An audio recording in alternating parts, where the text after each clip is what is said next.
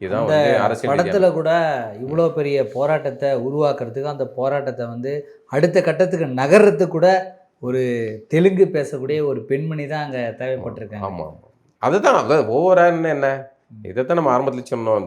ராமசாமியார் குரூப்புகள் என்ன சொல்லுவாங்க, உங்களுக்கு வந்து நாங்கள் தான் வந்து எல்லாம் பண்ணோம், படிக்க வச்சோம் வச்சோம் அப்படின்னு எல்லாத்தையும் சொல்கிறாங்களே, ஸ்டிக்கர் ஒட்டுறாங்களா, அதைத்தான் இந்த படத்தில் வந்து ஸ்டிக்கர் ஒட்டியிருக்காங்க.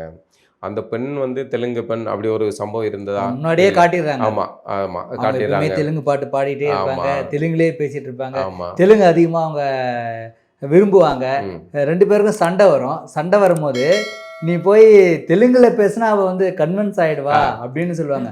அப்ப அவங்களுக்கு எவ்வளோ நம்மளுக்கு பிரச்சனை இருந்தாலும் அவளை தெலுங்குல பேசு, அவ கன்வின்ஸ் ஆயிடுவா அப்படின்றதுனா அப்ப அவங்க எவ்வளவு அதில் பட்டுறாங்க. படம் தமிழர்கள் வந்து உயிர் நீத்ததை பற்றி எடுத்ததா என்னன்னு தெரியல. இது தெலுங்கர்களுடைய முக்கியத்துவத்தை இங்கே சொல்றதுக்காக எடுக்கப்பட்ட படம். அப்ப இங்க தமிழ் போராட்டத்துல, இந்திய எதிர்ப்புக்கு நடந்த இந்த போராட்டத்துல தெலுங்கர்கள் நாங்களும் இருந்திருக்கிறோம், எங்களுடைய பங்கு அதிகமா இருக்குன்றது. தெலுங்கர்கள் மட்டும் இல்லை, வெஸ்ட் பெங்கால், மேற்கு வங்கம், கேரளா எல்லா புறநானூற்று படையும் வந்ததாக வந்து சொல்றாங்க. அது எவ்வளோ பெரிய ஐக்கியத்தனம்.